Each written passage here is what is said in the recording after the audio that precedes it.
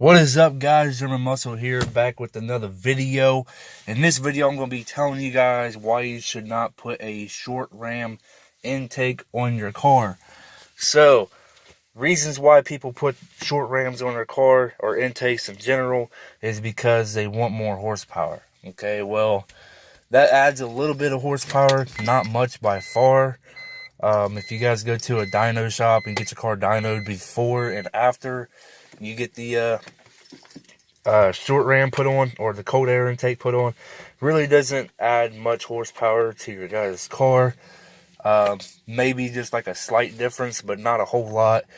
The reason why I do it is because I want to hear the sound.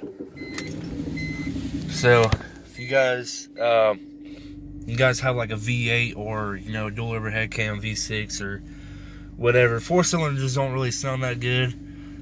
Some of them do. My Honda, it does. I got a short ram intake on that, and it sounds pretty good. Some of them, some of the cars, they sound really good, but some cars you really can't hear it over the motor. So I'm just going to give you guys a few revs.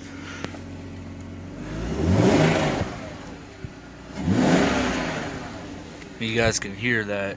You can hear the suction really well.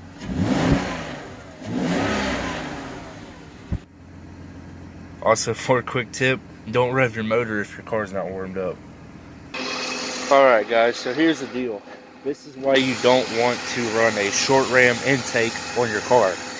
Especially if it's a car like this, where the motors get so damn hot that it'll burn your hand just by putting it on there. This is cold because I just started it up. But these fans don't really do a good job at cooling the motor down. So this motor stays hot for you can turn the car off and it'll stay hot for 5 hours after that. So, if you guys have a short ram intake on your car and you guys want to drive around all day, park the car, get out, pop the hood, and touch the intake tube. Just fill the tube. That thing's going to be really hot. So, what you're doing is you're pretty much just sucking up hot air into the motor, and that's not good because you need cold air to run a car. So, if you guys have one of these, take the front bumper off, or do something to where you can extend the pipe down to where the cone is down there more. I plan on doing that. Once I get my other pipes from my other car. So yeah, I'm just letting you guys know why it's a bad idea to have a short ram intake on your car. You can get ones with the extra pipe that comes out. That's what I had on my Honda, but it didn't really stick in the bumper too well without modifications. It's in there now. I had to bolt the pipe to the crash bar or whatever, but everything holds up really good. You just gotta have to modify it yourself. And so yeah, the reason why it's bad is because, if you guys couldn't hear me over the motor, the reason why it's bad is because you're sucking up hot air into your motor, and that is not good. It's it's pretty much you're losing horsepower when you do it. So it's would you rather breathe in hot air or cold air, or in between or whatever? So, and it's also you guys want to drink a cold pop or a hot pop. It's the same thing. Some people like hot pops, but that's just some people. But it's the same principle. You guys wouldn't want to be breathing in hot air or drinking hot pops. Your car doesn't want to be sucking in hot air. So the colder the air, the better. The more air and the colder it is, the better it is for the motor and the more horsepower it gets. So that's that's the best way to get a good sound and a slight bit of horsepower out of your car from an intake. Put the cone down in the bumper to where it's not going to get wet and it's going to suck in all that cold air. Don't have it blocked off or anything like that. You don't have to cut a big ass hole in your bumper to fit the cone in there. So just make sure that it's getting plenty of fresh cold air, and don't drive it in the rain if you have the cone down there, because it will suck up water. And if you suck up water in your intake, especially the aftermarket intake, it will cause the motor to hydro lock. That's why, you know, a lot of people stay with the factory intakes unless they reroute it somewhere else, or unless they put a turbo on it. So that's pretty much why it's bad to have a short ram intake on your car, because, you know, hot air, you don't want to be breathing in hot air or drinking hot pop. So your car doesn't want to be breathing in or sucking in hot air either, because that's not going to, it's going to lose power. So best way to get power out of it is to put the cone all the way in the bumper to where it's sucking in fresh cold air, and you're good. Now if you guys want to know how to,